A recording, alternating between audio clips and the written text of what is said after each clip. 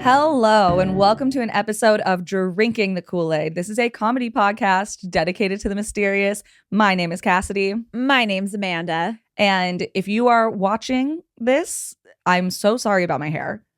What do you mean? I can't style it. I have no heat tools.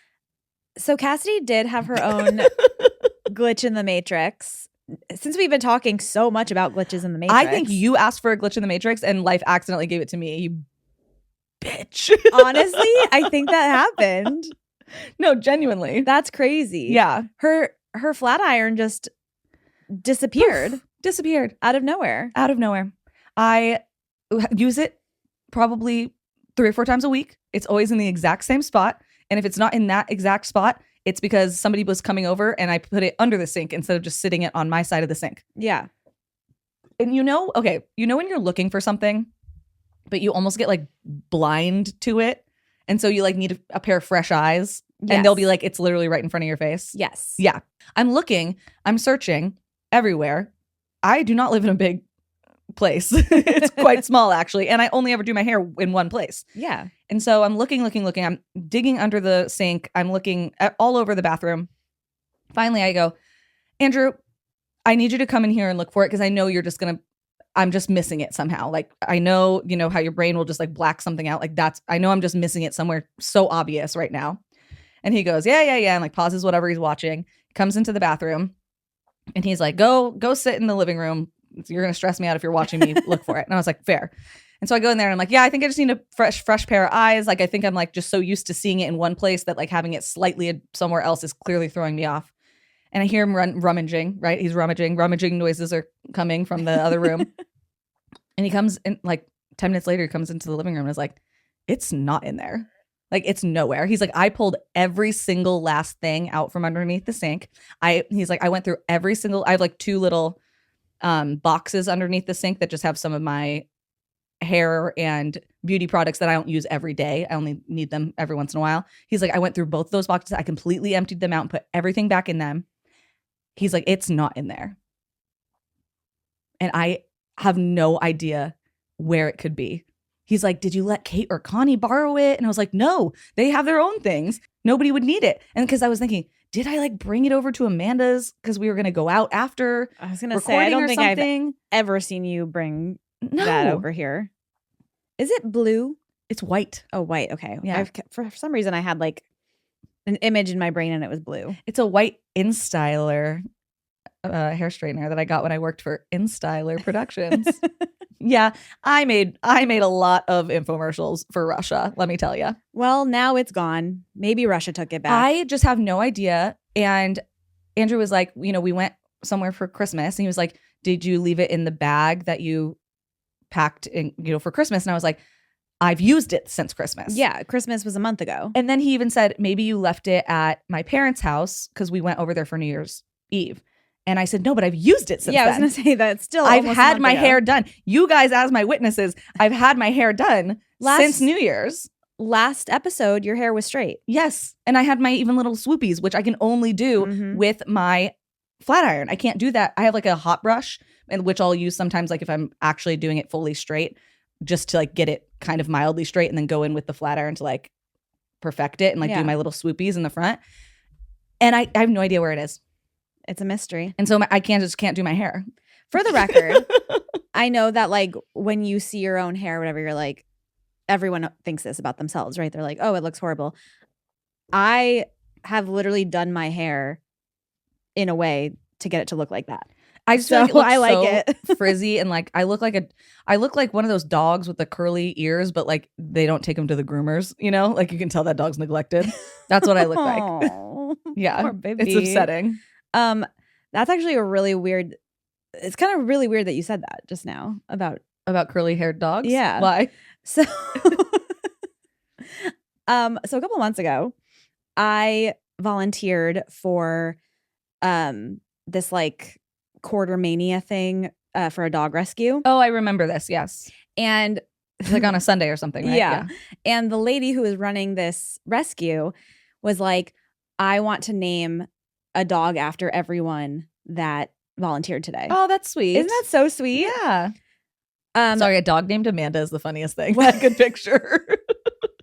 Come here, Amanda. So I've been waiting for Amanda to come up. Did she just come up? And she's here. And what does she look like? Not what I expected. Okay. I'm gonna be honest. But I think she kind of looks like me a little. Okay. Like the more I was looking at her, I was like, let me get my glasses on. I was like, I kind of feel like we look alike. Oh. Like you can kind of feel her Coming soon, Amanda. Wow, that's very ominous. Yeah. Meet Amanda. She's a Chihuahua mix. She weighs 10 pounds and is 1 year old. Amanda is currently nursing a beautiful little girl puppy. She will be spayed when the time is appropriate. She has all of her shots and is microchipped. This picture does not do her justice. She is beautiful little girl. Same. And the picture makes her look twice as big as what she really is. Wow, this is you. I literally said same girl. Amanda loves her humans. She is great with other dogs and cats. Amanda is very loving and affectionate. She is housebroken. You are also. And is not a big barker. Also true of my Amanda. See? Also included with Amanda's adoption is a new bed, blanket, 5 or 6 of her favorite toys, a leash and harness, the quality food that we have been feeding her, potty pads, wow, and all of her shot records. Yeah. Wow. This is all included in her adoption fee.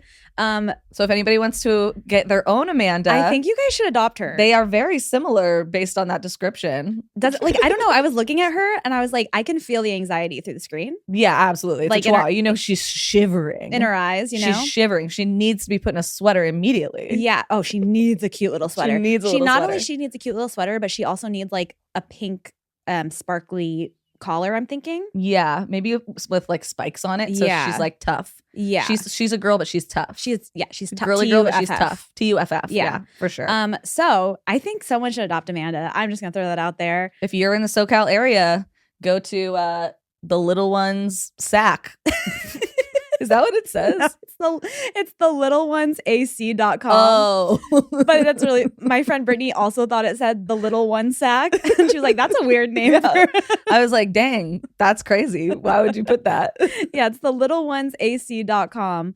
I think you guys should adopt Amanda. This is Alexis. This is also someone that volunteered. Amazing. Cookie Yeah. Alexis. Cookie Alexis. She's Well, a Shih Tzu. We will be putting this on our Instagram. So you guys, if you want to adopt Ginger or Amanda or Alexis, I just think Ginger looks very cute. Ginger is really cute. Wow, that picture of Ginger is stunning. You know how like Pop Crave will post stuff and be like, Lady Gaga stuns in new New photo or photo, whatever. yeah. Like that's Ginger is stuns in this new photo. I know. Amanda's picture, once again, guys, the picture does not do her justice. Mm. She looks better in person than she does in photos. Which reverse catfish, we are we are aware of that phenomenon Yes. on Drinking the Kool-Aid. Inc. Yes. So I just have to stan Amanda, and I think she needs to be adopted by a cool kid. That's just how I'm feeling. So Well, you heard it here first, folks. Get your little sack out there. get your little sack and adopt Amanda. And adopt Amanda. Once again, we will make sure we post or do like maybe do they have a Instagram? I don't know. I'll look for it, but I'll post this link in the bio. I just think I love that they named a dog after me. I love that too. It's amazing. Amanda is the funniest name for a dog. I don't know why. I feel like Cassidy would also be a funny name for a dog. Yeah, I mean, But human Cass names is like Cass is a very cute. I have a friend who has a dog named Cassiopeia that she calls Cass. Oh yeah. Yeah. And how weird is this? We have the same birthday. Me and that dog. Are you serious? Uh-huh. Wait, that's weird. Isn't that weird? And it was a rescue, so it's not like she got to pick. It was just Yeah. like when she got the dog, she'd already named it Cass. And she got like the adoption paperwork. Yeah. It had the dog's birthday on there, and it was my birthday. That's actually really bizarre. And so for years, she would post me and Cass and say happy birthday to the Casses. I'm just saying, like, we're talking about constellations here. It's written in the Written in the stars. I never had a chance. No, Yeah. there can only be one. And I think the dog is going to win. The dog would win. Yeah. Because I don't think I could hurt a dog. Hell no. Yeah. Yeah. I've talked about this before. I went kind of viral on TikTok because I made a TikTok going, my biggest fear is seeing a dog fight and knowing how to break it up, but knowing that I could not put my finger up a dog's butt. I couldn't do it. If a dog was attacking my dog, I could do it. I couldn't do it. I'm shoving these bitches right up there, and they're pointy.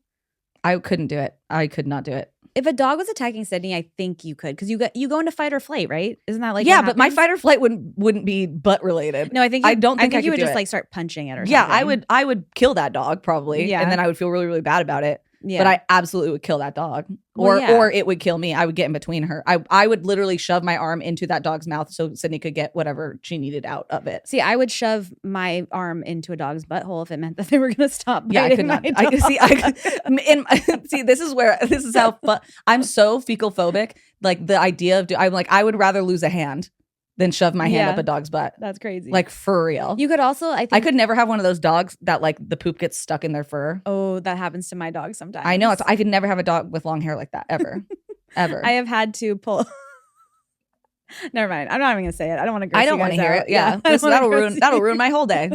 I'm already having a bad day. Can you not do that to me right now?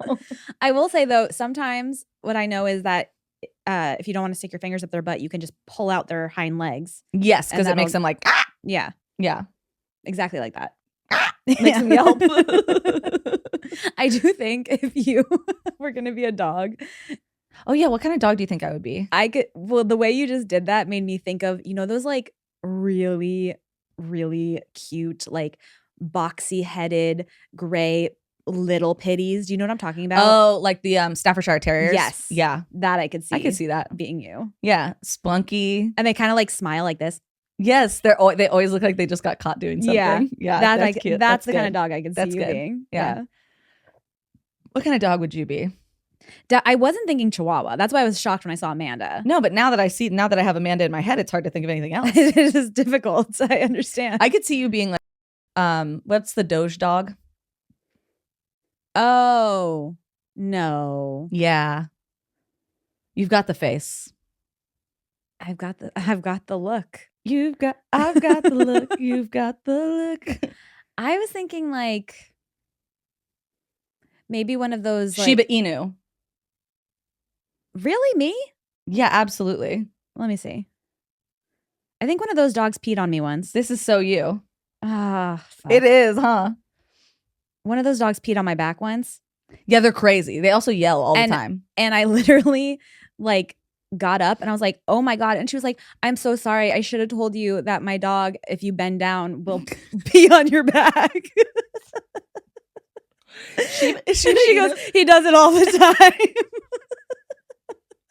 Shiba Inus are literally chaos. They're the most chaotic dogs in the world. Everyone I know who owns one is like, this dog is ruining my life, but I love him so much. This is the only choice I have. But they always have some weird quirk like that. Like, oh, sorry, I tried to tell you, you can't sneeze in front of my dog or else it'll try to bite your foot off.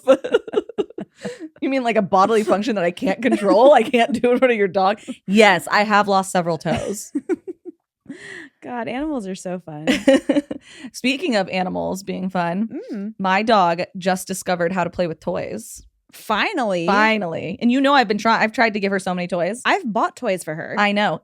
So she already killed the shark that you gave her for Christmas. Oh. It lasted about 45 minutes. Sydney. And it's because she got like this Kong toy, like a nice Christmas tree Kong toy from my in-laws for Christmas.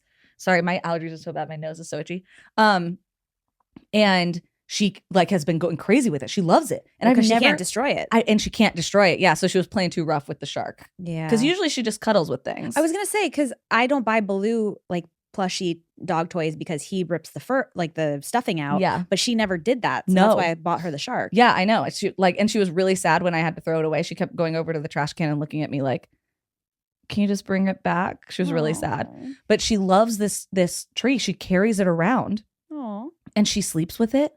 And like she'll bring it over to you just to show it to you. It's really cute. And she's never is been really into that cute. ever. Can you send me a video of that? I will. Yeah. Okay.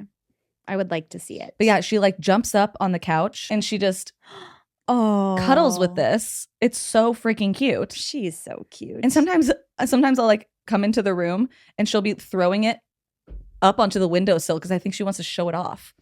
Because she'll like put it on the windowsill and then look out like if there's people walking in our alleyway. She's like, look at my toy. Yeah, she's like, how cute is this? She's trying to show it off. Wow. Isn't that adorable? That is adorable. Yeah.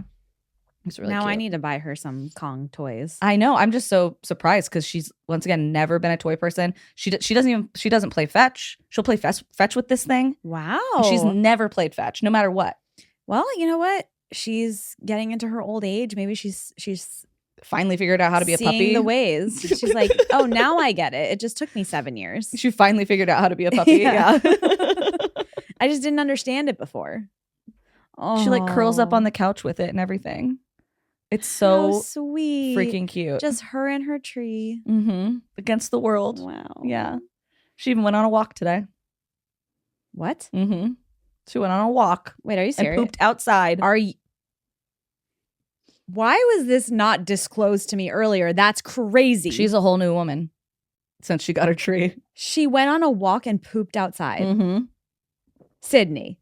Yes. Sydney Liston. Sydney Marie Prescott. My Sydney. Yes. Wow. I gotta throw her a party. We need to have a party. It only took turning 8 years old or whatever for her to finally learn how to poop outside. Literally and go on a have walk. a celebration. I know, for isn't her. that crazy? What a good girl. Yeah. I'm so proud. Yeah. I'm literally a proud auntie right now. It was amazing. She went for a car ride with her dad to go pick up some stuff from his boss's house, and he took her on a walk in their neighborhood, and she pooped outside. Wow. Sydney. And he said she was mostly normal. That's pretty good. That's pretty good. That's pretty good pretty good because for the last Sydney. time I took her on a walk, she was not at all normal. No. So Amanda was so sure that she could watch Sydney and take Sydney on walks, and I was like, I don't think it's a good idea, and it was not a good idea. you know what? We were doing really well. We got pretty far. We got like 2 blocks away, and then the damn skateboard people screamed at us Yeah. for no reason, and that freaked her out. And that's all it takes is one thing. Like I've been on walks with her before, where I'm like, wow, this is actually going pretty okay, and then the most distant firework you've ever heard in your life, like it's barely a blip, goes off, and she's Scooby doing it like crazy, and you have to just pick her up, and she literally Harry Houdini's out of her harness. Now I have a harness she literally can't get out of. Well, then she needs to go on another walk with Auntie. Yeah. Okay. Well, as long as she can't get out of the harness, she cannot get out of the harness. then we're good. Yeah. No, she cannot get out of the harness. Wow. Well, love her. Speaking of animals, again. Yes, I have more animal news for you. Wow, this is so many animal things. Scientists have observed cows using tools. Huh? Yeah. This is something that we've only observed in humans and primates previously. But there's this cow that knows how to pick up a broom, knows how to pick up a broom and scratch itself with the broom. Oh. And even when they give it a broom, it knows to use like, this is the handle side and this is the broom side. And then sometimes it'll have a little itch on its belly where it's like hard to get to, and it'll pick up the broom from the other side so that it could be more precise with the handle to itch itself. It's just one cow that can do this? Multiple cows. Well, there's one cow that was observed doing it, and then they started observing more and more cows. And it turns out cows use tools, which makes them like as smart as like a toddler. So it turns out that when you're not looking, cows are building things, and you guys just didn't know it. They could be. They might. We don't know. Give them a Lego set. But yeah, they use tools. Isn't that cool? That's crazy. Yeah. You wouldn't think a cow would be able to do that. Well, cows are very smart. They have very good memories. They have best friends. Like if you separate them and their best friend, they get like depressed. Yeah, that's really and sad. they'll just like mope around and be really sad. Yeah, I don't like that. Yeah. Dang. But yeah, they use tools. Isn't that so cool? That's like it's like a crazy concept, like scientific concept, that there's more animals than we previously thought that use tools. Because like that's what we consider, right? That's like a step in evolution that primates hit, obviously, and that's why we consider them so intelligent. But cows are using tools. The cows are using tools. They're using tools. Wow. Maybe they got abducted, moo, and then they came back smarter. Well, that would make sense because I'm sorry, we always see the pictures of the UFOs and they're always beaming up cows. They do love to beam up cows, don't they? Always beaming up cows. They're not beaming up pigs. They're not beaming up horses. They're beaming up cows. Is that from Chicken Little? Is that where that came from? Because I feel like in Chicken Little they beam up the cows. I feel like they do that in a lot of things. Yeah. But yeah, I can picture like that. Courage the Cowardly Dog or something. I don't know. Love Courage the Cowardly Dog. That show scared me so bad when I was a kid. It is scary. It was really scary. But I have earrings that a listener sent me that is a UFO with a cow. That's right. I beaming do up. remember that. It's always a cow. It's always a cow. So they have to have like some sort of sorry, like come on. You know I'm gonna bring it back to With the aliens. extraterrestrials. Okay. The cows know something we don't know. Absolutely. And I'm scared, but I'm happy for them. I mean, I'm glad that they were able to figure out that they needed to itch their bellies with Isn't a broom. that so cute? The video is really cute. You should look it up. Oh I would show it to you, but I deleted TikTok. yeah. So you can't even show me. Yeah, because it's freaky now. I gotta. Did you see the notification? And I was like, I'm not gonna accept this. Well, I was confused about the notification because I was like, aren't all apps doing this like at all times? No, it's tracking your sexuality. It's tracking your immigration status. And so I was like, I'm not gonna agree to this. Is that what it said? I thought it Yes. just said. I thought it said you can opt out of this, and it was like location services. No, you didn't read the. You didn't I read guess the I didn't actual read it thing, because I was did you? confused because I was like, don't our phones just do this every day of our lives? But this is also this is owned by this is like a government thing. oh, I didn't know that. Yeah. So I was like, oh, well, I'm not using TikTok anymore. Which, guys, the world is so quiet when you don't just constantly have videos playing in the background. I'm gonna have to like get into YouTube Shorts or something stupid. Girl, in 2 seconds, you're gonna have to just chuck your phone in the trash because we're gonna just be monitored by everything. I already have everything turned off on my phone. I didn't even do the new update with all the AI bullshit. Well, I didn't want to do the update. It updated without my permission, Yeah. which really pissed me off. And now I have this stupid fucking update and I hate it.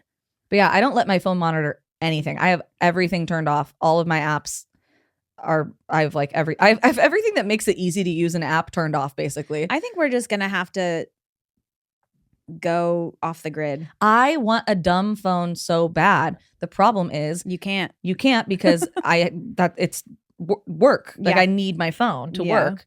I can't just constantly be at my computer. I realize I need to like actually get back into my hobbies. So like last night I was playing video games. Good for you. Yeah. God almighty. Spyro is so hard. Oh my God, I used to love Spyro. It's so hard. It is so hard. Ugh, I have a very, very vivid memory of me in Stephanie Pinaccio's living room with her and her brother playing Spyro all fucking night long. GameCube? I believe it was GameCube. Yeah. Yeah, no, I love Spyro. It is so difficult. And I need to get like a new one. I don't know how you even replace it. But my left joystick on my Nintendo Switch is fucked up. Mm. So you have to be like really aggressive. You can get a new. Yeah, don't they have? Like just a new slider. Okay. I was like wondering if you could because it's just fucked up. And so like you have to be really aggressive and it's like not very sensitive. Mm. So in Spyro, there's a lot of like sudden turns and stuff Yeah. that you have to do to like achieve things. And then same thing. Then I was like getting pissed off at that. So I was like, fuck it. I'm just going to play Mario Kart, which I know I'm good at. Like I slam Mario Kart. Highest level. Doesn't matter. I get first place every single time. My fucking joystick was fucked up. Ugh. Because I can't have anything good in my life. No, Amanda. you can't. You really can't. The amount of times I have contemplated getting a GameCube and playing Animal Crossing again. No, you need a Nintendo Switch. No, but I want to play it on GameCube. I don't think you do because it's going to be all fucked up and like weird. I used to love GameCube. I used to play Animal Crossing and Mario Party all the time. My favorite, I have Mario Party. You should come over and play it. I love Mario Party. I was going to say, what are you doing tonight? I used to love GameCube. And then when we got our first Nintendo Wii, all the games were backwards compatible for the Wii. So we would play all of our GameCube games on our Wii. Oh. Yeah. I remember there was a Buffy the Vampire Slayer game on GameCube. Please hold. Let me look it up. That scared me so bad. I would be genuinely scared playing it. I'm just saying it could be fun content to get old Tons of people do it. things and play. Okay, it was called Buffy the Vampire Slayer Chaos Bleeds. Ooh. It was so good. Oh, look at them. They're so cute. Is Spike in it? Spike is in it. Ugh. Spike's in it. Angel's in it. All of them are in it. And I think it's their voices. I think they voiced it all because it sounds like them. But it was so fun. And there was this one level where you're in kind of like this weird purple like demon world that was so hard. I remember it. You should get that game. I wonder if they have it for Switch. They probably do. I need to get new sliders. Yeah, Whatever. no, I know for a fact that you can just get those. Okay. Yeah, because mine is fucked up. Yeah, you need to get. Do you have a Nintendo Switch? Sam does, yeah. Does he play it? Yeah. Oh, okay. I was gonna say you should commandeer it and we can play games with each other because I have. I mean, he hasn't played all the time, so I could definitely play it. Because I have like the online subscription thing where I can play online with people. Oh yeah. So if we like play, we could play Animal Crossing. We should do it. Let's do it. We could like race each other. We could play. Like I have Wario World or whatever, the Wario Party. Okay. And you play like all the mini games against each other. That's what I loved in Mario Party. Yeah, I have that. Okay. We could play it. We should play it. That'd be fun. See, that would be a really good way of getting off our phones. Yes. And I know it's like stupid because it's like, oh, you're just looking at another screen. But it's like, no, because now I'm actively doing something. They actually like have a bunch of studies that prove that like playing video games, especially like puzzle solving or like problem solving and like games that need like dexterity and like need like fast thinking skills are good for you. Yeah, I think this is a great idea. Yeah. I love this. And that's why I was playing Spyro last night. And then I was playing Mario Kart, but then my cart kept flying off of the track because you just need my little thing was fucked up. A new joystick. I need a new bumper thing. Well, how about we welcome some of our new patrons? Yes, let's do it. Let's do it. All right. Oh, that is not patrons. That was paid invoices. Oh, that is a different. We'd start reading you all the invoices we paid. All right. So $200 to. They're like, we don't want to hear this. Please shut the fuck up. I'm like, and now over to our accountant for this next segment. All right. So welcome to DJ Nelly Nels. Ooh, hey, DJ Nelly Nels. Thank you for joining. Welcome to Alyssa L. Hi, Alyssa. Welcome to Leanna V. Hi, Leanna. Welcome to Heidi B. Hi, Heidi. And welcome to Jay. Hi, Jay. Thank you guys so much for joining the Patreon. This is a huge part of the reason we get to keep doing the podcast at all. I'm not joking. And we are just so thankful for you guys. And I hope you guys are enjoying the new book club. We are reading Ninth House. Yes. We also have a shot of Kool-Aid coming out later this week. We are going to be doing another recap soon. There was a Netflix series that a million people were recommending to us. I think we're probably going to do that one. Okay. We'll let you know, obviously, when we choose. And we're also just going to be releasing a ton of bonus content coming out in February, especially. January is a little slow because I have been covering for our beautiful friend, Steven, helping to produce the step-by-step podcast, Keenan Lake and Give You Deja Vu, which has been a total blast and such a blessing. But it is also taking up some of the time that I have had for anything else. Well, let me just say something about that really quick. Yes. Holy moly, did they give our podcast such a glowing review in their last episode. Aren't they so sweet? I was smiling so freaking big. You would have thought I just won the lottery. And then wait till you hear the episode that came out on Friday where we go through all the hot sauces because Stacey like knows all of my hot sauces preferences. I just like it's so cool. Yeah. And like they're genuinely like two of the sweetest, most down to earth, wonderful people I've ever met. Yeah, I know. They're so sweet. Stacey, if you're listening, hello, I want to meet you. Okay? Amanda really wants to meet you. And Christine, really wants to go to your haunted house. Both of you. I genuinely, you guys know I've talked about how much I love like 90s everything. Yeah. So these are two icons to me. So the fact that they just love you and love our show. I hope they do still. Imagine they're like, we can never talk to her again. I mean, the way they talked about you. That sucked. She's crazy. Then they're just really good actors. They are, actually. But yeah, no, they're like the sweetest ladies in the entire world. Their show is super funny. They have a lot of really cool interviews and stuff coming up, especially like in the next 2 months. You guys will not want to miss. So even if you like didn't really watch the show, I think you could enjoy their recaps of it because they literally recap like beat by beat the show. And my favorite thing that they do is they talk about the outfits that everybody wears. Yes. And Stacey, I love you. This is all in love. She's such a hater of everything they wear because Stacey's like really into fashion. Yeah. Like she knows like fashion and like she dresses. I love their outfits. She dresses really, really specifically and like she's just. And she like knows all this stuff about fashion and whatever. So she just like rips them apart. She's like, what are we doing with all these vests? We got to get rid of the vests. I'm going to be honest. when I was rewatching Step by Step last year, I was like, I love the fits. Amanda would absolutely be wearing all of those vests. I'm a fan. I like them. I think they're cool. I don't know.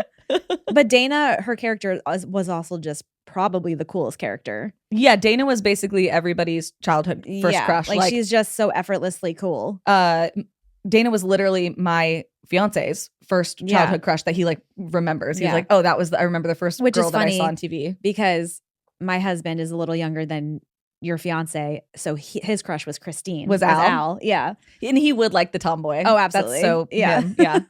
She was also really cool too. Yeah. But yeah, that's why it was like such a compliment when Christine's daughter said, you look just like Dana. I was like, wow, I can't wait to go home and tell my husband this. You guys look so similar. We honestly could play like sisters. When you sent the picture the other day of them of our recording, yeah, I literally was like, I had to do a double take. I was like, oh my gosh, yeah, like down to the same glasses you guys wear.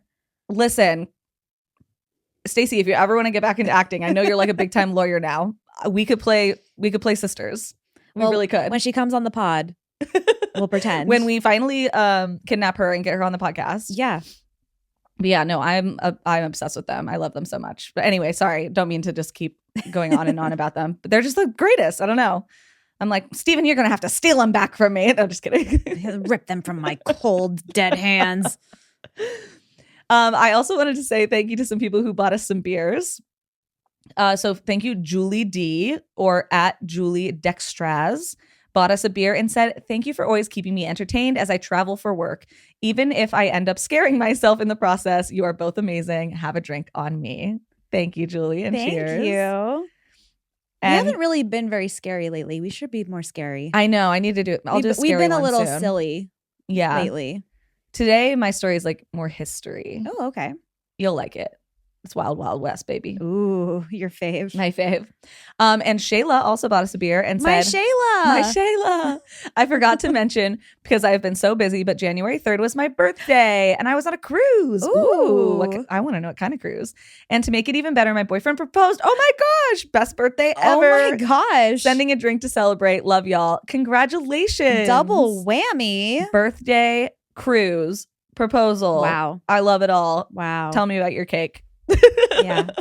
That was also my dad's birthday, so there you go. Good date. Capricorns? Is that a Capricorn? I don't even know. I don't even know what January is. Capricorn. Oh shit.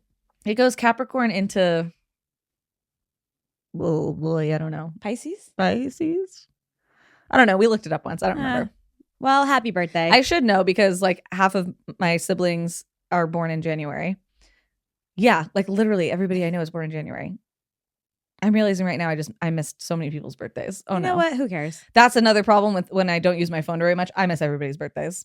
Heidi also bought us a beer and said, hey, girlies, just wanted to cheers to you both. I just joined Patreon, but couldn't leave a message. Next best thing. Your banter brings me so much joy. Love you both and happy late New Year.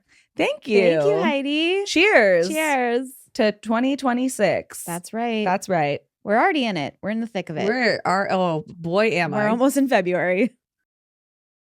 Don't remind me. Every month I'm like, oh God, rent again?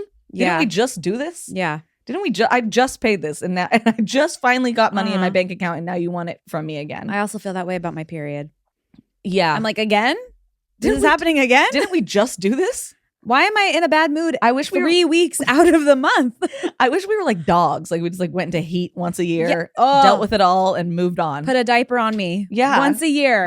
Put a diper on me and send me to the island so nobody has to deal with me. But instead people are dealing with me. Yeah. Well, on that note, let's get started. Let's get started. Let's do it. Hello. Welcome back. I had to go pee. Hopefully you guys enjoyed those beautiful commercial. Well, the beautiful commercial. There was just one, I think. Typically. Maybe there was two. I don't know. Maybe I got crazy with it. And honestly, you just never really know what's going to happen. I'm a real wild card like that. That's so true. Yeah. She's a wild woman. Speaking of wild women, how about we talk about one of the wildest wild women of the Wild West? Let's freaking go. Calamity Jane. Have we never talked about Calamity Jane? She has been referenced. Okay, on the I was show, like, she's for sure been brought up. And you'll know when okay, we get into it. Because you love talking about the Wild West. Yes. And I feel like she's intertwined with some characters that I've also covered. Okay. And a place that you also covered. Okay. I was like, I remember her name. We've got Deadwood references. We've got Wild Bill Hickok references. We've got it all. Okay. All right. Calamity Jane has it all. But we need her backstory. It's important. Yes. So my sources today were a National Geographic article by Heather Munt, All That's Interesting by Kalina Fraga, Historic Deadwood, History Net by William B. Seacrest, or Seacrest. I don't know. Ryan Seacrest. I'm realizing right now it's spelled like Ryan Seacrest. That's his great grandfather. William B. Seacrest? I don't know. The guy who wrote the article? I was thinking the Wild West. And Wikipedia. Okay. So originally, Calamity Jane was born Martha Jane Canary. She was born near Princeton, Missouri on May 1st. She's a Taurus, everybody. Ooh, okay, queen. 1865. So she was the oldest of 3 children. There are other reports that she might have had more siblings, but that they didn't live past like infancy. But so that made it into childhood, actually. There was 3 of them. So the family was a little bit, let's say, unconventional. Martha's mom was known for being a loud cigar smoking, dressed flamboyantly woman. Okay. Who people looked down on because she would speak ill of her husband in public and like chastise him. And she would cuss a lot. She had a very filthy mouth.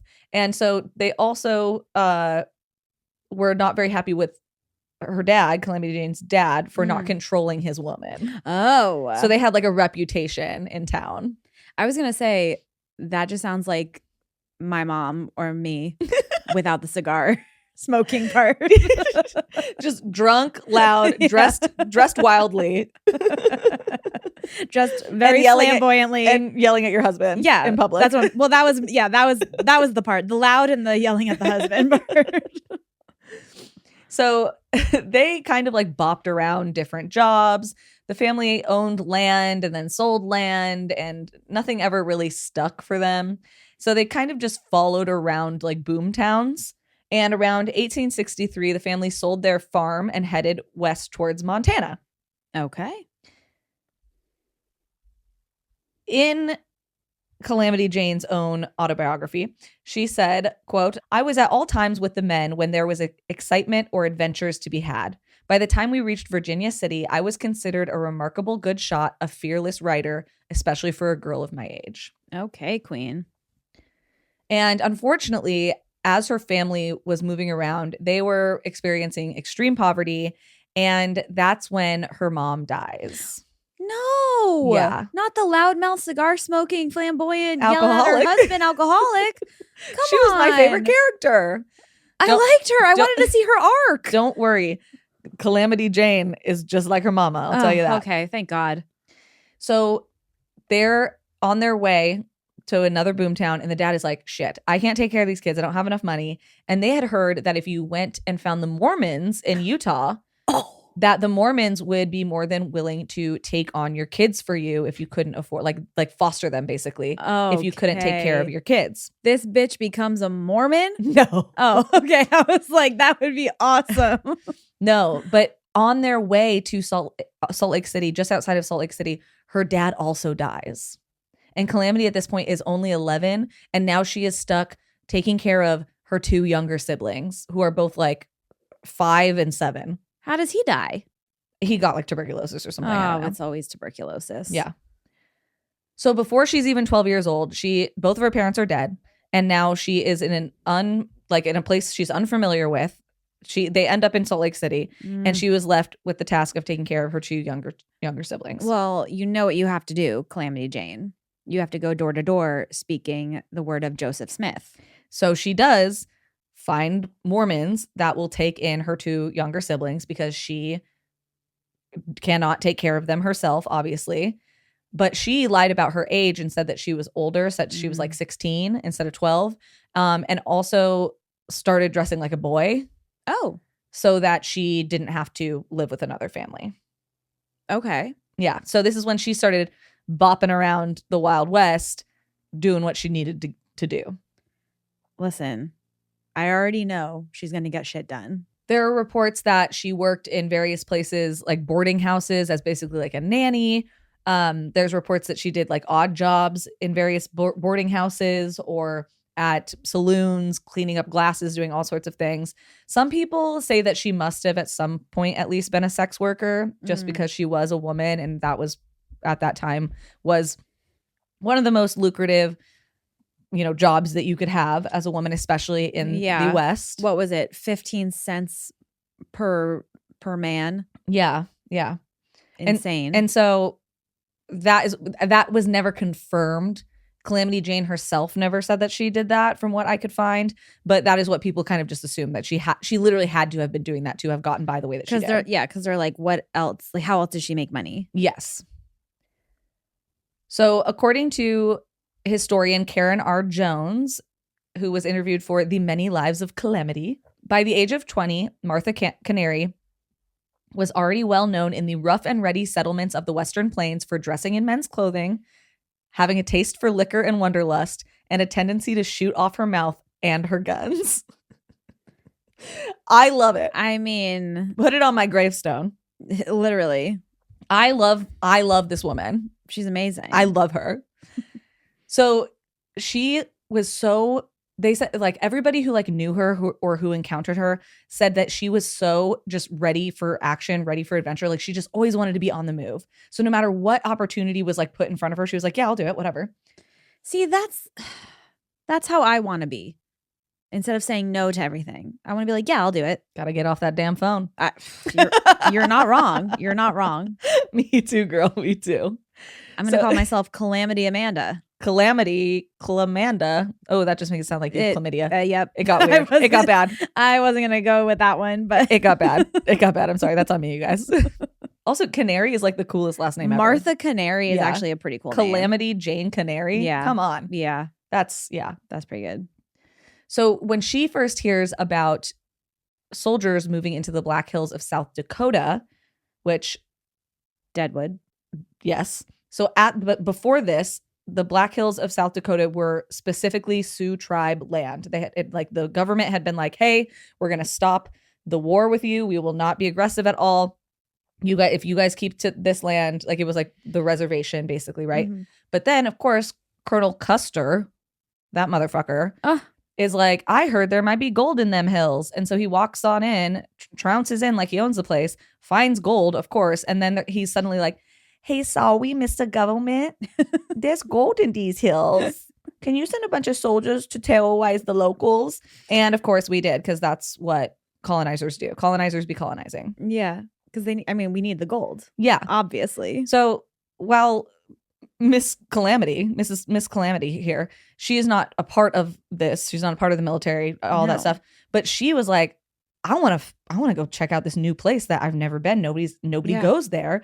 So she dresses like a soldier, a male soldier, and just like jumps in and is like, I'm going to go explore.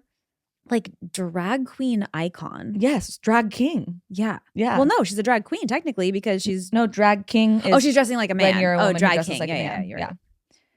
So she dresses up like a male soldier, and she is supposedly one of the first ever white women to enter the Black Hills of South Dakota. Oh. Yeah. So they go up in there. Unfortunately, she does get discovered when they're like 60 miles outside of the fort. But at that point, they're too far out, so they can't just like leave her because she would die, right? So they're like, oh my God, well, what now? And so she's like, it's fine. I'll just like pop on like some trousers and go hang out with the Teamsters, which are the people that are driving all the wagons. So she like goes and does that. Apparently, this is one of the rumors of how she got caught is one of the like captains or whatever came by her and like saluted her, and she like saluted them back. And there was a couple dudes that knew she was a chick. And they were like laughing because they were like, oh my gosh, that's so funny. Like these people are falling for it. Yeah. And when the officer was like, why are you guys laughing? Why are you guys laughing? They like finally spilled the beans. They're like, because it's a chick, dude. That's Calamity Jane. She like, I would like to think she took off her hat and was like, ha ha ha. But apparently that's how she got caught for doing that. Damn. Why are you spilling the beans? And well, allegedly the way that she even got her name, Calamity Jane, was on this expedition. So she was riding her horse, riding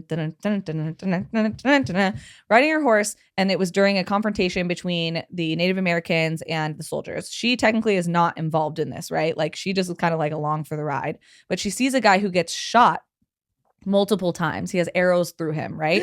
So she pulls up on her horse, and as she's riding her horse, doesn't even break stride.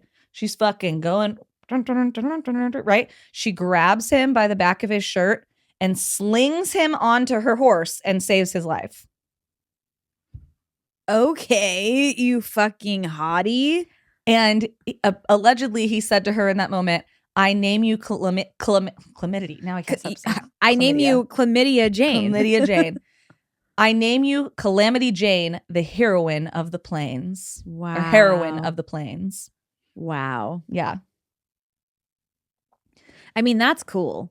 Yeah, that's so cool. How does she even do that? She's so cool. It's crazy. I was watching Lord of the Rings the other night, and there's one scene where Legolas, he kind of like does that on a horse. Oh, the horse is riding by and he like jumps onto the back. And I was like, I love that whoa, scene. how do you do that? Yeah.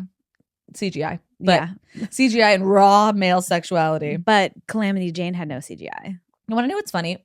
Sorry, brief side quest. When dudes are like, oh, peak masculinity, like, oh, femboys, whatever, right? Literally, I've never met a single woman who doesn't want Legolas so bad. So bad. And that is the most feminine man you've ever seen in your life. Yeah. I was actually telling my husband. Even when it's not their type, they want him so bad. I literally said to my husband when we were watching it, I said, it's so funny because I am not attracted to Orlando Bloom unless he's Legolas. Same. Like, I do not find him attractive in Pirates. I don't He's know not what your type. I don't know what it is about him. I just am not into him. But when he's Legolas, I'm like, yeah, okay. No, yeah. I'm no, into it's it. like, girls, get that fucking 20-inch bust down going, okay? And by girls, I mean boys. Yeah. And not even a speck of hair on that chin. And that's what girls really want. Isn't it also funny how I've never been into like long hair on dudes, but when Lord of the Rings turns on, it's like Aragorn, Faramir, Boromir, Legolas, and I'm like, give it to me, baby. But yeah, okay. Anyway, back to Calamity Jane. Yes, Calamity Jane. There's another story that's also told about how she got her nickname Calamity, which is said that like people would say if you were to offend Martha Jane, that was to court Calamity. So basically, like, you don't want to cross her because she's Calamity herself, personified. See, that would be I would like for people to talk about me like that. I think people do talk about me like that. Yeah, I think so. And I would say I do. I would say it's a real 50-50 on how if it feels good or feels bad. Just to be frank with you. I think that's how I'm going to start describing you. Like Calamity Cassidy over Calamity here. Cassidy, yeah. You don't want to bring that up? Not with Calamity Cassidy over there. Caffeinated Cassidy? Oh, she's a nightmare. She's even worse than Calamity Cassidy. I am her and I hate her.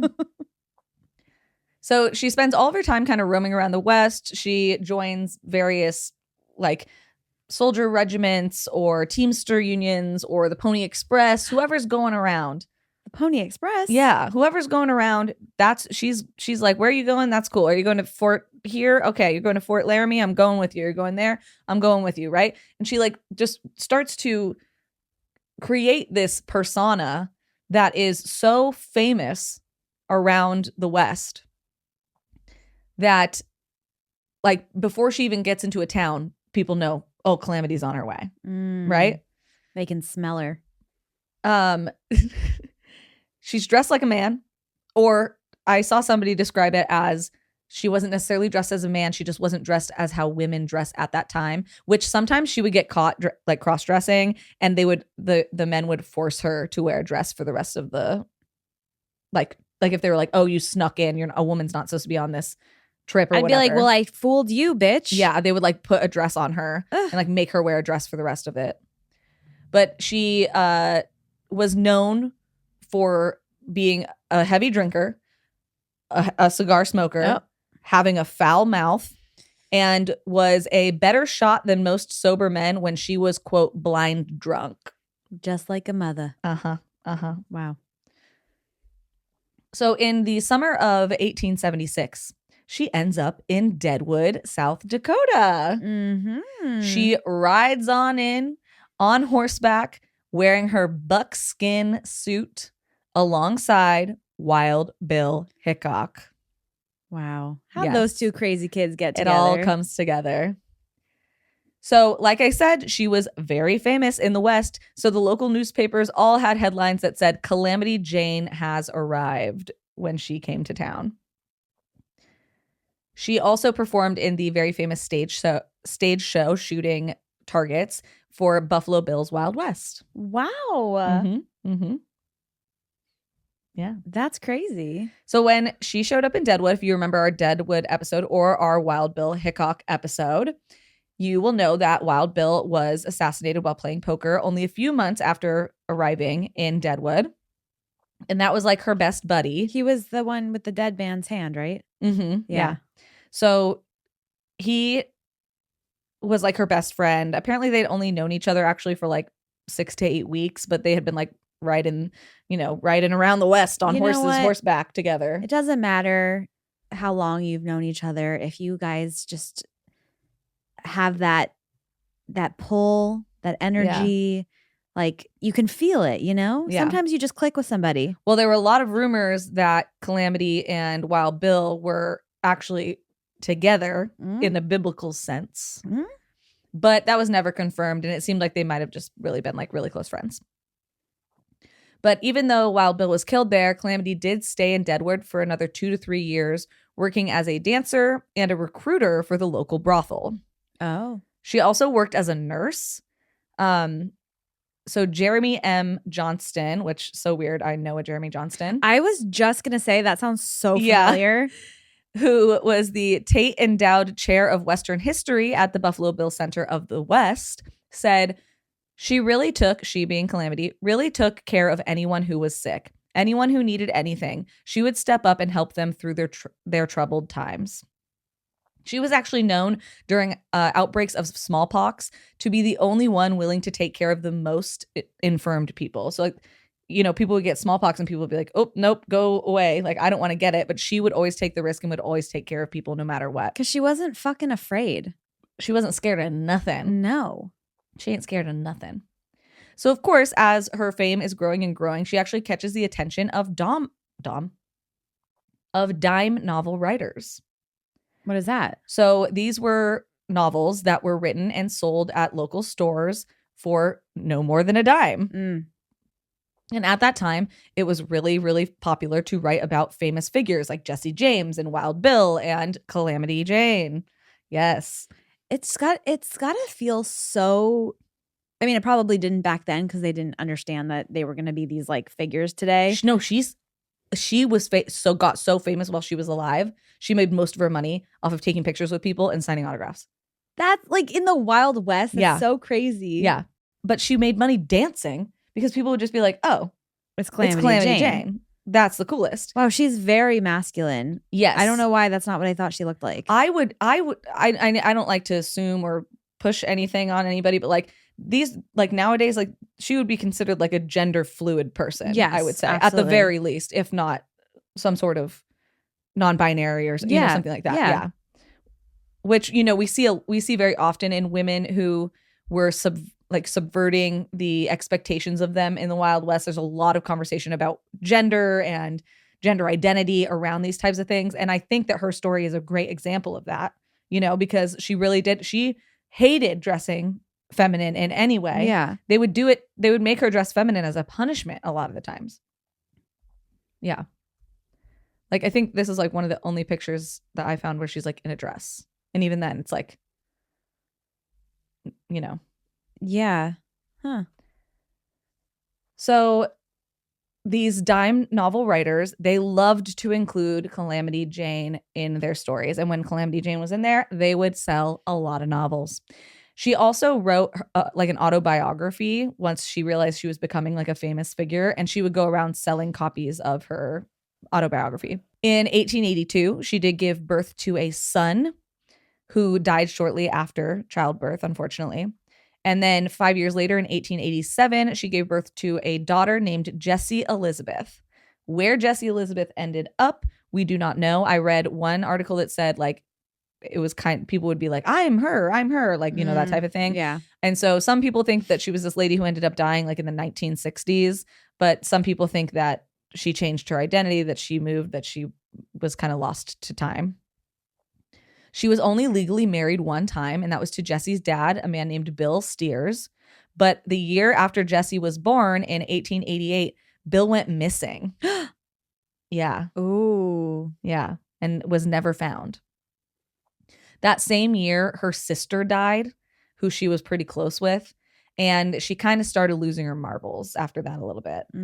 Yeah. I was going to say, do we think that she had something to do with nothing that I saw. I think he like went out on like a cattle wrangling thing and just never came back. I'm going to guess he just got shot and killed either by a fellow ranger, or maybe he fell into he's riding his horse and whoopsies. Yeah. And yeah, there were several other men along the way that she had called husband, but he was technically her only legal husband. Also, some people claim that she would call Buffalo Bill her husband, but we don't know. I will say it does kind of make me think that they were probably at least boning. Yeah. Yeah. Especially if it's like just the two of them out on the open road. Like, come on. Why not? Wild Bill Hickok, everybody. Yeah. He's going to put his Hickok in her. And he was hot. Remember, he's the one with the mustache. I do remember, yes. Yeah. So, like I said, she was traveling around for a lot of this time. And in 1895, after a 16-year absence, so she'd been gone from Deadwood for 16 years, she gets back into Deadwood. And this, to me, I feel like really shows how people actually felt about Calamity Jane, because the Black Hills Daily Times wrote, quote, "She has always been known for her friendliness, generosity, and happy, cordial manner. It didn't matter whether a person was rich or poor, white or black, or what their circumstances were. Calamity Jane was just the same to all. Her purse was always open to help a hungry fellow, and she was one of the first to proffer her help in cases of sickness, accidents, or distress."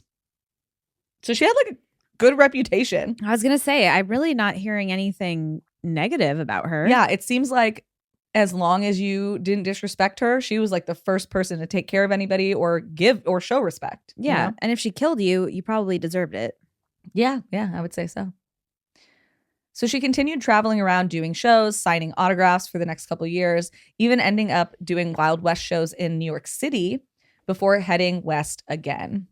But at this point, her health was failing because she had basically been perpetually drunk for like 35 years.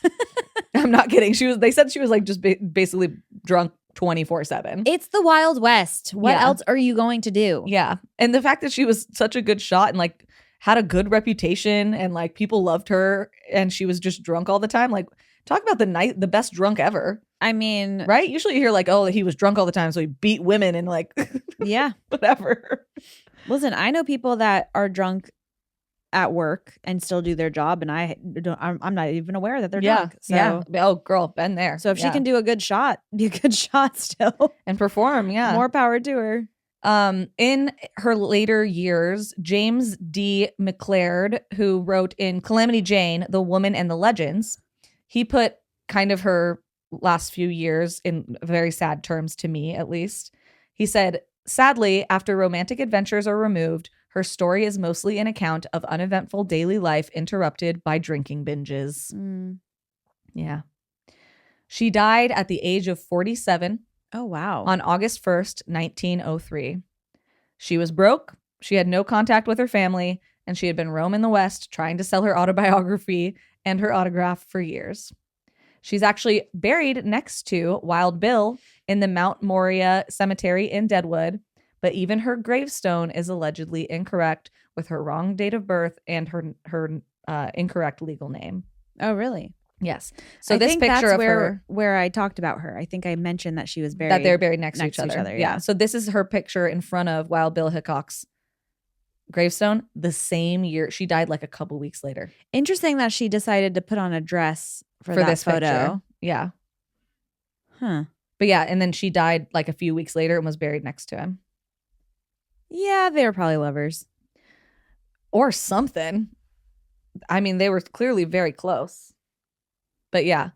So that is the story of the real life Calamity Jane.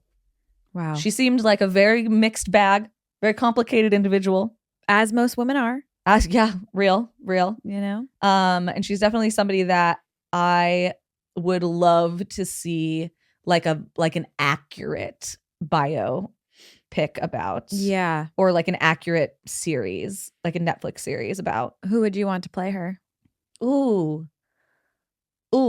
Either Merritt Weaver, who I absolutely love, underrated actress, by the way, or that girl from, she's not a girl, she's a woman. I say that shit all the time too, where I'm like, oh, that boy. And I'm like, oh, he's a man. Melanie Linsky, Oh. I think could do a great Like job playing Jason her. Ritter's wife? Yes. I love Don't you think her. she could nail, like, because she's so beautiful, but I feel love like her. I feel like if you like really like androgenized her, I could see her like I could see it. And then do you love Merritt Weaver too? I don't know who that is. I love Merritt Weaver Let me see. much. I think Merritt Weaver is the most underrated actress of our fucking century. I love her. Yeah, she's the most talented person in the world. She's amazing. I'm obsessed with her. Okay, that's a good one. I think that's a really, really she good one. already kind of played a character that I would guess was inspired by Calamity Jane, who is a woman who dresses in pants and stuff in the show Godless, which is one of the best TV shows ever. I do have my complaints about it because it's supposed to be, it's about a town that there's no men. And so in the Wild West. Your dream. Because all the men die in like a mining accident. Oh. And so there's like two dudes who are alive, and it's like the sheriff, because he didn't work in the mine, obviously, but everybody else worked in the mine. And then there's scary bad guys coming to the town, and they're like trying to figure out how they're going to defend themselves because there's like only 3 dudes. But it does kind of end up turning into a story about men's egos fighting each other, which is a little bit annoying, but it's still a great show, and Merritt Weaver is amazing in it. And so that's why my brain immediately went to Merritt Weaver, because I'm like, she kind of already played this, and I feel like she would do such a good job playing Calamity Jane. That is a really good pull, I think. I would never have thought of her. But she's very good. So underrated. Everything that she is in, she is good. Yeah. I was going to go with my new found favorite actress because she is sensational. You've talked about her before, but I didn't watch the show that she was on. Ooh, what? So I just now have discovered how incredible she is. Who? Sarah Snook. Oh, yeah. Sarah Snook's great. Like Sarah Snook. Sarah Snook could absolutely kill that role. Like, I'm sorry, that woman is. You need to watch Succession. I know, it's so good. But I started watching All Her Fault, which she's the lead in, and from the first episode, I was literally watching her, and I'm like, this woman might be one of the best actresses I've ever seen in my entire life. No, she's incredible. Like, she is insane. See, I'm gonna be honest with you, I can't see Melanie Linsky playing that. Okay, but did you watch The Last of Us? No. Okay, she plays like a badass like tyrant in that show. I mean, and kills it. I literally adore her. Yeah. Like, she is one of my favorite people. I love her. Everything she's in, I love. I'm obsessed with her. Yeah. Like, she's in some of my favorite movies. She's also the funniest person in the entire world. So funny, so cute. But her and Jason Ritter are my favorite couple. You should even just watch like a clip from her on The Last of Us, because I think then you'd be like, oh, I get what Cassidy's seeing, because she plays like like the mayor of like this town where like she's evil and like she's like a dictator basically. Yeah. So you see her kind of more in this like badass like come at me role. Yeah. Okay. Which I feel like is not what she normally does. Yeah. But she killed it. Okay. Like everybody was like, step on me, mommy. After here's she did the thing: if you are a fantastic actor, you can transcend. Yes. You know, like you can be put in a role, and if you're good enough, which I believe Sarah Snook is one of those people. I could absolutely see Sarah Snook, because Sarah Snook has such a unique face. Yeah. I feel like they could do a lot of really cool stuff with hair and makeup. I could make her look really unique. Like, because Calamity Jane looks very unique. Yeah. But for some reason, after you showed me Merritt Weaver, that's all you can see. Now I'm like, oh, that one's Merritt good. Weaver. I will write it. I'll write it. I will write. Somebody call me. I will do a Calamity Jane fucking HBO series starring Merritt Weaver. It would kill. Everybody would love it. I'm here for it. She loves it already. I love it already. I'm signing on to I've written so many to just be next to you. Yeah. I've written so many Western scripts, you wouldn't even believe it. I've written like 10. I could absolutely adapt Get HBO on the horn. HBO. Beep beep. Hello. Hello. Is that you, HBO? Cassidy's ready. It's She has me. a script. Call Merritt. Call Merritt. Get her on the horn. Get her on the horn. See if she's ready to play cowgirl again. I love it. Yes. So that is the story of Calamity Jane. Let us know in the comments who you would cast as Calamity Jane. Yes. Your turn. My turn. Hi. We're back. It's me. We're back. Amanda P. So today we are going to talk about an encounter that involves probably my second favorite guy outside of Mothman from last week. Second favorite guy, Bigfoot? Yeah. Yeah. Okay. Yeah. Obviously. So today we're going to talk about the Battle of Ape Canyon. Oh, yes. A classic, A you could say. classic. I'm surprised you didn't cover this when we covered Bigfoot. So I didn't know if we had. Yeah. And I had to go back and literally scroll through that entire episode. That's me to make sure. Yeah, that's me every time I talk Which about is crazy because that was a 2-hour episode. I know. And we didn't talk about this at all. That's me literally every time that I do anything about the Wild West. And I'm like, I have to go listen to the Deadwood episode, go listen to the Wild Bill Hickok episode, like scroll through to make sure. I'm like, did we just already cover all this? I'm like, yeah, we talked about a lot of Bigfoot shit and this was not included. We did. It was kind of crazy. It is. So today my sources were BigfootEncounters.com, OregonLive.com by Douglas Perry, LairOfMythics.com, SasquatchTheLegend.com, PineBarrenInstitute.com by Adam Benedict, and of course, Wikipedia. All right, so Ape Canyon is a gorge on the southeast side of Mount St. Helens in Washington state. And this legendary, iconic, classic battle that I'm about to tell you about is kind of how the canyon got its name of Ape Canyon. That makes sense to me. Yeah. Yeah. So there was this group of 5 prospectors. Actually, crazy that your story was like the Wild West and gold mines. Gold and rush. Stuff. And these motherfuckers are looking for gold up in Mount St. Helens. So there's a group of 5 prospectors, and they had been mining and prospecting around this area of Mount St. Helens for about 6 years together. So they're very comfortable doing this as a group, and they're also really comfortable in this specific area. They've been there for 6 years. Yeah, it's not like they're like newbies. Yeah. So in this group, we have Fred Beck, who's kind of like our main guy, Gabe Lefevre, John Peterson, Marion Smith, and Roy Smith, who is Marion's son.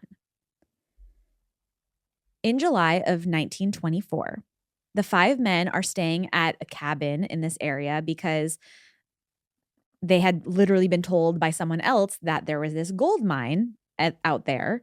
And they were like, okay, we got to go find this gold mine and we got to claim it for ourselves. Got to be first in, first out. Yeah. And they also had allegedly, because a lot of my information I got from Fred Beck's actual account, like he was interviewed and talked about this. Allegedly, they actually built this cabin themselves over the course of 6 years. Oh, nice. Yeah, that makes sense. So throughout the week that they had been staying in the cabin, they had been hearing noises during the night. But, you know, there's a lot of wildlife outside. So obviously they're not really too concerned about hearing the strange noises and the howling and the screaming. They're like, oh, it's just wolves and whatever the fuck is out there. Yeah. They also had encountered a few really large footprints in the ground. But once again, they really weren't thinking too much about it. Yeah, and they're not like trackers, so they're not like, this isn't the American black bear. Yeah. They're just like, oh, there's some sort of big animal out here. They're Keep an eye literally out. prospectors. Yeah. They just want to find gold. Yeah. After about a week, Frank Beck, he actually starts to get a toothache. And he's kind of saying to one of the guys, which a lot of the articles do mention the one guy that is like does a lot of these things with Frank, but Frank didn't want to mention which guy it was. So I'm not going to mention which guy it was. Okay, that's fair. Even though they're all dead, but still. Respect. Respect, exactly. So he's saying to one of the guys that he might need to go to the dentist because his tooth is like literally bothering him so much. But they had all come in one car, and the guy that drove them, he was like, you know what?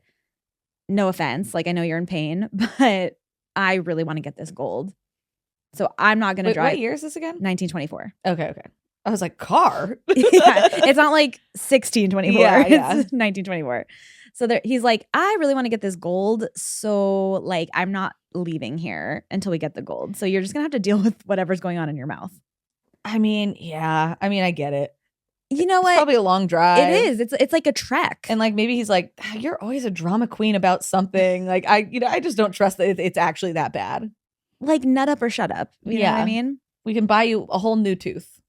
With the gold. Yeah, we You could put a gold tooth. Yeah, exactly. Oh my gosh. See, it's a win-win-win here. He actually said to Frank that God or the devil couldn't get him to leave that canyon without the gold. Okay. So Frank is like, all right, I guess I'm just going to deal with this shit. Which tooth pain is the worst pain. It is. I would just be like, just pull my tooth out at that point. Oh, yeah. Yeah. Yeah. And they could. You got fucking 32 more or whatever. I don't know how many teeth you have. I think that's a good number. 32 feels right. That's a good roundabout number. Your stuffy plushie looks beautiful he's iced out in his new necklace. I broke my necklace, and so I just had to make this new one for him. And he looks really beautiful. I love it. So on one of the days, about a weekend or so, I believe it was July 12th, according to some of the reports.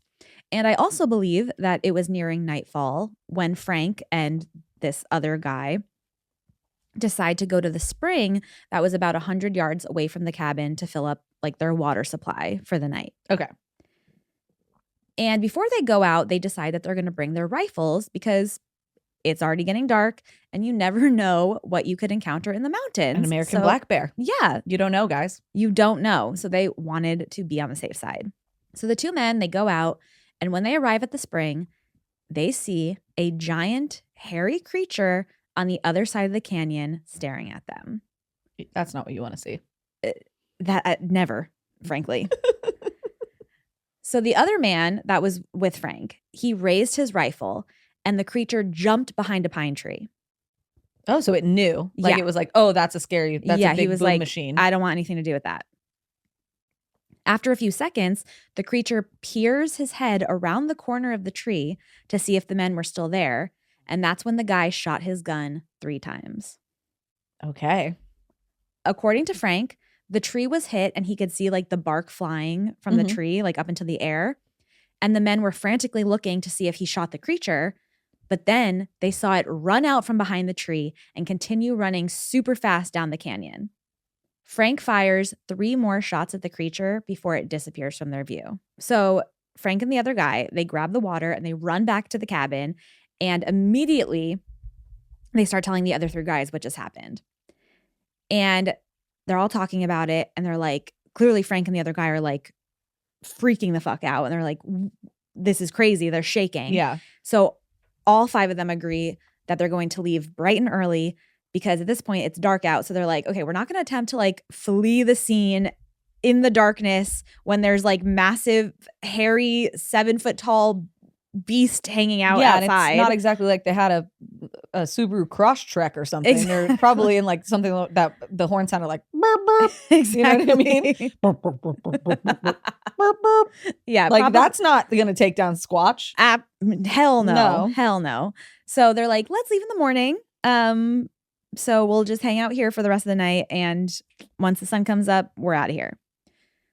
So all the men, they get settled in their pine cabin for the night, which, like I said, apparently they had built this cabin themselves over the years. It had no windows and only one door. And according to Frank, it was extremely sturdy, and he would know because he built it. Yeah. The men soon fall asleep. And then around midnight, they are all awoken by a loud thud crashing against the outside of the wall of the cabin. The crash had actually shaken the wall so much that it loosened some of the logs. Oh, they don't want that. Yeah. And that's the last thing you want. And the material that was used to like seal the logs together ended up cracking, and some of it fell on the guys that were sleeping underneath it. Okay. And I'm like, Frank, you said this was sturdy. Yeah. Like, I think you might. Heller. Methinks you might have been a little too confident there, buddy. Yeah, bro. All the guys jump to their feet, and some of them end up like grabbing their rifles. One of them had like a pistol. And all the men can hear what sounds like really heavy feet trampling around the outside of the cabin. Now, because there was a crack in one of the logs, they're able to actually see through that little hole. Yeah, so you can see something's moving out there. Yeah. So they go over to it and they're like kind of looking. And that's when they see 3 of these giant 7-foot tall hairy creatures lurking around. He brought friends. He's got some buddies. He's not working alone here. Although according to the men, they said it sounded like there was many more, like dozens of them, not just 3. Yeah, but that's what they spotted was at least 3. According to tons of newspaper articles, giant boulders and rocks were started to get thrown at the cabin, and one even broke through the roof and hit Frank in the head and knocked him unconscious. However, according to Frank, he says, no, that did not happen. So the articles like embellished the story a little bit. Yeah. He said that rocks were being thrown at the cabin, but nothing quite like large enough to break a hole in the roof. Got it. Okay. So he said that he was hearing rocks hit the sides and hit the roof, but they would just roll off the sides. Guys, this is a really sturdy cabin. He knows he built it. He built it. He knows what he's talking about, okay? He didn't know, though, that they could shake loose some of the logs and the sealant inside and see through that, okay? He didn't know that. But yeah, he said that some of the rocks ended up falling through the top of the chimney and into the fireplace. So he knew that there was like rocks being thrown at the cabin. But he was like, I never got hit in the head and I never went unconscious. So stop telling people that. That's not true. I did not poop my pants in that Chili's. Exactly. And I am here, Amanda Goodness, to report on the facts of this case. And that is that. And I only speak the truth. Okay. See? She's a journalist. See? I'm a journalist. See, that's how I expect, like, I'm imagining all them talking because it's the 1920s. So I just imagine they all have transatlantic accents. See? Yeah. There's a Bigfoot, you see? There's a Bigfoot, you see? Yeah, that is the 1920s. Put that in your pipe and smoke it, mister. Exactly. Beep, beep, beep, beep, beep, beep, beep, beep. Reporting live from Amanda Goodness, wife of Bigfoot. Wife of Bigfoot? Here I am. You know what they say about people with big feet? Big socks. That's a Will Smith joke, everybody. Oh. Throwback there for you. Wow. Yeah. Crazy. Before he slapped someone on the stage. I liked him better after. I was pro slap. Now I think enough time has passed. I can say I'm pro the Will Smith slap. I was gonna say, has enough time passed? He's still banned. I say bring him back. Have him slap someone new every year. Oh boy. It'll be a surprise. Like you have to show up on guard because you don't know. You got to say someone else's name now because they're not married anymore. So he can't be like, keep my wife's name out your mouth. I think it's just slap you. Yeah, and if he just hears something he doesn't like that much. Yes, I say Will Smith slap. Get him. Slap away. What if he slaps Get you? him. That would be great because that would mean that I was at the Oscars. Actually, that would be iconic. Like you would go down in history. We would talk about that on the podcast. I would be all the time. Honored, Mr. Smith. My 2 truths and a lie would go so crazy if Will Smith slapped me. And this is coming from somebody who has some pretty good 2 truths and a lie. You do. Yeah, you do. I will say, Hitch is one of the greatest films of our generation. Okay, and that is that. Anyway, back to Bigfoot. So the creatures, they continue to throw rocks all over the cabin, and then they actually start physically climbing up the walls and onto the roof and start violently shaking the whole cabin. Roof party. Because these are big boys. Rooftop party. You got to have a rooftop party. If you have the opportunity in front of you, you must seize it. Yeah. And that is when the men inside the cabin start to shoot their rifles at the roof. This checks out.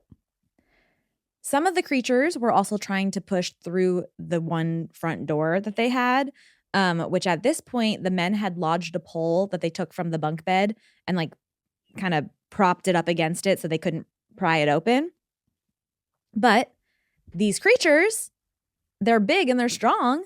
So they're still like kind of almost opening the door. Yeah. So the men start now shooting through the door. By the way, we don't know if these guys are getting hit or not. They're just, But there might be a dozen of them. We don't know. we have no idea. But the bullets are flying. That's all I know. So the creatures, they bang, they shake the cabin literally for the next 5 hours, like for the rest of the night. This attack is going on. Yeah. At one point, one of the creatures ends up putting his arm through the space that was in the logs. Ooh, yeah. That's spooky. I don't like that at all. And he ends up like kind of, his arm is through and he grabs hold of one of their axes. Well, don't give them tools like the cows. That's what I'm saying. They can't be having tools. But there was a fucking axe right there. Like, why are you leaving your axes around like that? No, that sounds dangerous. Yeah. But then obviously some guy shot at the arm and then the creature dropped the axe and he retreated. So sorry, I am not being rude. I'm looking up something related to your story, but I am still listening. no, that is totally okay. So once the sun started to rise, the attack seemed to stop and the creatures fled from the cabin. Okay. So the guys are kind of like waiting around. They're listening, peeking through the hole, trying to see if they're gone. That's the worst when you don't know if they're gone or not. That's the part of the scary movie where you're going, yeah, like Amanda. how long do you wait? I would say like a good 4 hours. Well, the problem is if you wait too long, then they could come back. That is true. Maybe an hour? Hour and a half. Hour and a half? I'm going to call it an hour and All a right. half. That's pretty good. If the sun is up, then it's been an hour and a half. I'm getting to that car, but I'm also going to assume they attacked the car. That you would think, right? That would make sense, yeah. But after some time had passed, maybe an hour and a half, who knows? The men figured it's probably safe to leave. So they open the door and they walk outside. They kind of look around. They don't see anything. So they're like, all right, men, grab your stuff. Let's load it into the car and let's get the fuck out of here. I wouldn't be loading anything into the car. I would leave my firstborn child behind if needed. What do you mean load your stuff into the car? They should not have done that, I will say. Yeah. I think that is a crazy move. The survival skills of a fart. Like, what are you talking about? So they're loading their stuff in the car and Frank looks up and he sees one of the creatures standing about 80 yards away from them on the edge of the canyon. He's like, I couldn't leave this Yeti cooler. Do you guys know how much these things cost? My wife would kill me. A Yeti. Yeti. See See what I did there? You get it. So Frank takes his rifle and he shoots 3 times at the creature. And the creature immediately falls to the side and starts tumbling down this 400-foot cliff into the gorge. Sorry. That's not funny. I'm so sorry, Bigfoot. I know. But can you imagine seeing a Bigfoot get shot and then fall down a hill? No. And roll? No. I could not imagine. That's I don't know what I would do. Funny. I don't know what to tell you. That's so funny. Now, at this point, they're like, oh shit, you just fucking shot one of these guys. Frank's like, everyone stop packing your things, get in the car, we're leaving. Because now he's like, they're going to come for us. Yeah, like it's fine. We'll buy you a new speaker when we get home. Exactly. So I know it's 1920. They don't have any. I was going to say, they don't have that. But I'm just saying, like, these are the things I would imagine. I'll buy you a new pipe. Yeah. It's fine. I'll buy you a new corncob pipe and a button and nose. a fucking Panama hat or whatever. Panama hat riot. So in the car, as they're driving down, Frank is telling the rest of the guys, like, hey, let's keep this to ourselves for now. Let's not like bring this up to people because we kind of need to figure out what happened here. Like we still don't. We're wrapping our heads around what happened. Like me and you in the backseat. Like we would never tell anyone this. Meanwhile, I've already texted. I was gonna say I'm texting everybody. I'm searching for signal as we're driving. I have a voice memo literally going while Frank is telling us to not talk about it, and I'm blasting that to the internet. And it's to the most gossipy bitch we know. Yeah, immediately. It's to Dumois. Yeah, actually, it's to every other broadcaster we know. Yeah. Yes, this is to totally be a secret.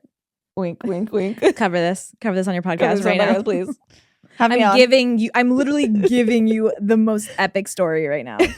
I'm not even saving it for my own podcast. That's how good this is. But the one guy that was kind of like the other main focus of this whole story that Frank didn't want to call out. This motherfucker is the guy that runs into the ranger station and spills the beans. You know what?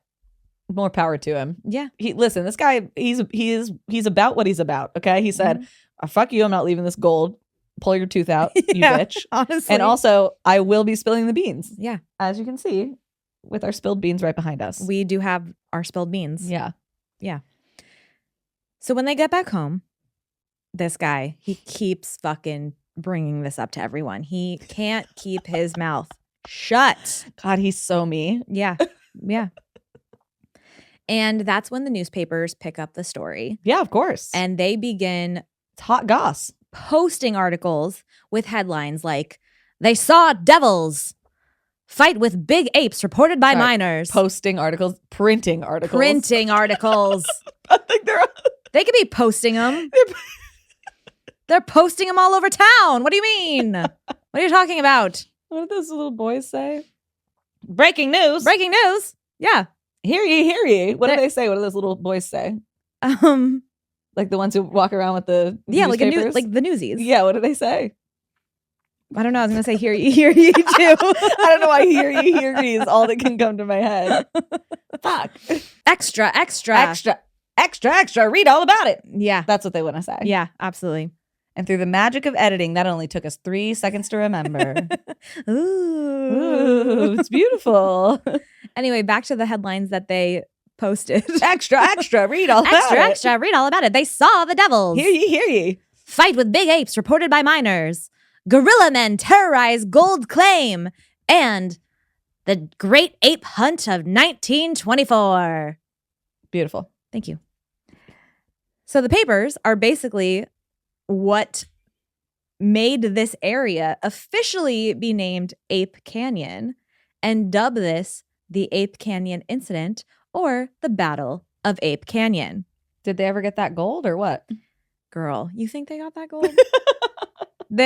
I think they left the gold, unfortunately. My toxic trait is I'd be like, I think I could go back and get the gold. You would think I'd be like, I think it'll be fine, actually. Like, I love the idea to go back. And you get would the be like, gold. I'm actually prepared now. Like I know what now I'm that I looking know for. that they're there. Yeah, maybe I think we they'll can like vibe. me. Actually, like I think we'll hang. I'll bring a couple bottles of wine. We'll be cool. We'll have a great fucking time. I would love to get big fucking drunk. That'd be amazing. Oh my god, girl. Now, obviously, even though this story was blowing up in the papers, a lot of people were skeptical. You know, they're like, I don't think that these men actually battled with fucking these hairy, giant Bigfoot creatures. Like, there's no way. They're lying. So 2 rangers named J.H. Huffman and William Welch, they ended up going out to the cabin to investigate the scene. And when they got there, they did find multiple very large footprints in the dirt. But they were also on the bandwagon with these people that were skeptical. And they were like, they obviously lied and made these footprints by like pressing their fists all around the dirt. Okay. Like So they were setting the scene. Yeah. So they were like, yeah, these were clearly just like fake and made by a human. Okay. They also looked all around the canyon for the body of the creature that allegedly pummeled down the cliff, and they could not find anything. Okay. But, I mean, as we know, Bigfoots bury their own. We know this. Also, it's Bigfoot. That's a fact, by the way. It is literally a fact. You can quote me on that one. Yeah. Now, as the years went on, this story kind of turned into more of a legend in the area. Indigenous people in the area, they actually believed that this wasn't a Bigfoot story at all, but a legend of a spiritualist tribe called the Siatic people. Okay. And these people were said to be around 7 or 8 feet tall. Whoa, okay. They were unusually hairy compared to the average man. And they were believed to be able to hypnotize people and then vanish without a trace. Love that. Okay. And they say if you kill one, the rest of them will come after you as revenge. As they should. Yeah. So that was kind of like, because of that, it kind of got rid of the Bigfoot idea and sparked more like, oh, this is a crazy legend that's happening.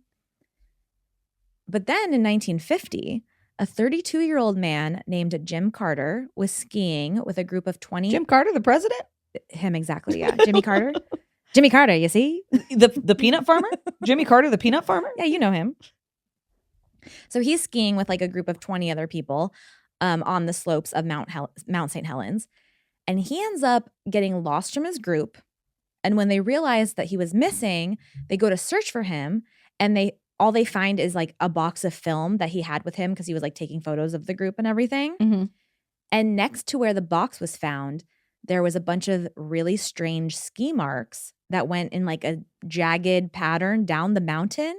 And as they're following the tracks, they're seeing that it looked like he had jumped over 2 or 3 like large crevasses. Oh, wow. Okay. That like wouldn't be like you would have to be an expert skier to be able to like even remotely do this. And then his track stopped right at the edge of Ape Canyon. So people thought he like went over the cliff into the gorge. Mm-hmm. So they did like a 2-week search effort to find him. And they didn't find any trace of this guy. None of his belongings. That's so scary. None of his skis, nothing. Yeah, that's so scary. So the people that he was with thought that based on the way the track marks were, that it looked like he was fleeing from something or like being chased by something. Yeah, because why else would he go down that like dangerous path? Yeah. Mm-hmm. Okay. So this kind of brought the Bigfoot idea back up into the mainstream. Makes sense. Yeah, that makes sense. Years later, in 1980, Mount St. Helens erupted and basically destroyed like the entire area. And people speculated like if the Ape Canyon incident had happened, that cabin and all the evidence of it has got to be long gone now. Yeah. Like there's no trace of it because it would have been this whole thing in the was fire destroyed. blast. Yeah. In 2010, a researcher named Mark Marcel, he was really into the Ape Canyon incident. Like he loved Bigfoot and he was researching this for years. He decided to go and try to find the site of the cabin. So he assembled a team and they went on a 6-mile hike. And in July of 2013, under layers of overgrown moss, they found a bunch of nails, rusted wire, logs that had nails in them, a bent spoon, and a stovepipe. Yeah, so basically proof of. So they found, so although this doesn't prove that, Bigfoot did attack these men back in 1924, Frank's cabin was clearly real at some point and there. Oh, that's so interesting. That is the Battle of Ape Canyon. I believe it. I'm sold. Yeah, I believe it all. Absolutely. But like I said in the Bigfoot episode of episode 100, because I listened back, Bigfoot is alive and well, people. Mm-hmm. He's here. He's roaming. He's right up there with Mothman. He was probably also at 9/11. You know what I mean? Oh, for sure. Like, I would assume. Yeah. One could only assume. Absolutely. Yeah. So. Well, that's great. I love that story. I think, yeah, absolutely. They encountered something that day that really scared the bejesus out of them, clearly. Once again. And then the missing skier is just like. Isn't that a crazy little touch? Yeah, because you would think if like any other wildlife found his body and like dragged it away, like there would be blood, there was marks. Nothing. There's nothing. They didn't find any of his clothes, any of his skis. Yeah. Like that's crazy. Because during wild animal attacks, like that's what happens. Yeah. Is, there's evidence if wolves or bears or, some other scavenger gets you, there's evidence. Big ass Bigfoot just drags you off. Yep. Throws you over his shoulder and pieces out. Mm-hmm. Yeah. Well, great. Thank you for that. Thank you. Yeah. For listening. What I was looking up earlier was there's a movie called Willow Creek. And it's a found footage horror movie from 2013 that's about Bigfoot, and it's very good. Ooh. But at one point they're like in a cabin and they're like, is he out there? Like that's what it was I making me wonder think if of. it had anything to do with. Yeah, maybe it was inspired by this. Yeah. But it's like a couple in that one. But Willow Creek. It's actually a really fun movie. I'm not going to tell you it's like really good, but it's really fun. I think it's one of the better Bigfoot movies I've ever seen, for sure. I don't think I've ever seen a Bigfoot movie. Yeah. Willow Creek. It's good. Oh. It's worth watching, I'd say. Okay. It's filmed in the area of the Patterson Gimlin film, which is the very famous Bigfoot film. The premise of the movie is they go out there specifically looking to document and find a Bigfoot. So they go to the area, they try to recreate the film. Like that's kind of the point. It's a found footage, so it's like a documentary. They're making a documentary at the beginning. That's why they're filming. Ah. Yeah. It's a good movie. You should see it. Okay. Yeah. I will. I don't know if it's streaming anywhere, but I think I watched it on like Amazon Prime or Netflix or something like that. Yeah. I love it. Yeah, it's worth looking at. I thought it was a good movie. I thought it was one of the better Bigfoot movies I've ever seen. I'm going to take a peek. Yeah. Take a gander. Take a gander, please. Take a goose and a gander while you're at it. I will. Well, I'm going to finish this off with a listener story. Yes. And this is from Crystal. And Crystal says, I live about 2 miles away from the shooting. Today was really weird. God, the way that I don't even know what shooting you're talking about. I know. I was going to say, what? Do you want to look up June 29th, 2025 shooting? Oh, God. Today was weird. I woke up and just kind of had a feeling that today was significant or something. Do you ever wake up and have that sort of feeling? Nothing important planned today. In fact, we had just come back from being out of town, got back Friday, and this was the one weekend we will be home until we go out of town Monday again tomorrow. Idaho? Oh, yes, I do remember this. It stood out to me that I would have that there is something important about today very vaguely feeling that is different than any other day's energy. This is the day of nothing planned, and I have been looking forward to it all week.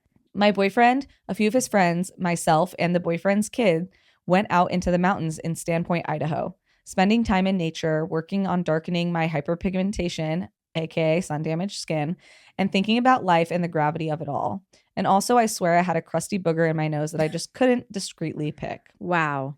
That's real. I get that a lot. We were going to leave, and I remember looking at my watch because I was wondering how long we'd been out. 1:52 p.m. We drive out of the mountains and into town, stopped at a burger joint, and when we walked out of the burger joint, a cop car went buzzing by. That's actually 152? Yes. Okay, that's crazy. Because I went on the Wikipedia of this, and at 1:21, dispatchers received the 911 call, and at 2 p.m., the first engines started going down. That's so weird. They stopped at a burger joint, and when they walked out of the burger joint, a cop car went buzzing by. My first automatic thought was, there's been a shooting. Wow. I have never, ever, ever thought as police zip by me, ever. I thought it was very, very weird, but also, hello, anxiety and my horrible friends telling me a very scary thing. Fun, isn't it? Isn't that just neat? It was really weird, though. I seriously have never had a thought like that in my mind, much less the first words out of my zipped up brain. After the cop car, a SWAT truck shortly followed. We started heading home, and hey, don't you know it? They are heading in the same direction as us. But I live an hour away from there, and that would be the weirdest coincidence ever, right? Driving home, our friend notices weird clouds as we get closer and closer, and nope, that is a fire. Oh, weird. As we are going home, it seems to be getting closer and closer still. We get home, and dang, that fire is really close. We unload the truck and get inside. Cooler is in, the kids are in, etc. And I am not seeing anything crazy going on outside, so I try not to think that much of it. I tell my man, hey, I'm going to go get in the shower. I take a long, amazing, luxurious shower, cleaning, exfoliating, scalp massaging, the works. I'm clean after a day outside, you know, that kind of clean feeling. And after the shower, I run right into my man and he tells me what had gone down. There's a fire, and when firemen came to respond, they were shot. There's an active shooting in progress and a shelter in place in our area. I was surprised, but a little more so, that the word shooting was now making sense. What? So I guess that's my thing. I don't know what happened. I don't know why I felt that way, but please tell me about your day. And I love your faces. Thank you for making me feel better always, Crystal. That's insane. And I mean, it is crazy that like when I started reading this, I was like, shooting, yeah, I like which one, you know? Yeah. And like we live in such a crazy country that all the time, like when I see cop cars go by or I hear something in my alleyway or I hear something even just like down in downtown, like that, my first thought is always like, there's a shooting, there's something happening, like be ready, I guess. Like what a scary, fucked up world we live in. No, really though. Well, Crystal, I'm glad that you and your family are safe, and I'm really sorry that happened to your community, and that's so scary and awful.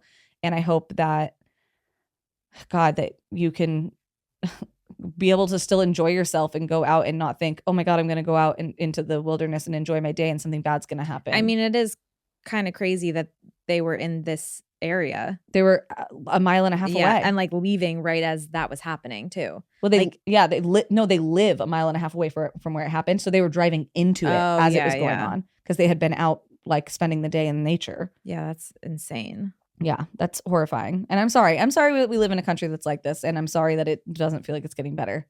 But I hope that you can hold that kiddo close and your man close and remember that there are some good things in the world.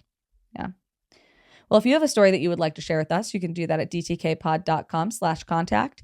And thank you guys so much for listening. We only get to do this podcast because of support from people like you. We just totally dig you. We hope you have an amazing, safe, great week. And most importantly, make sure you keep that front door locked. Make sure you keep your mind open. And keep drinking the Kool-Aid.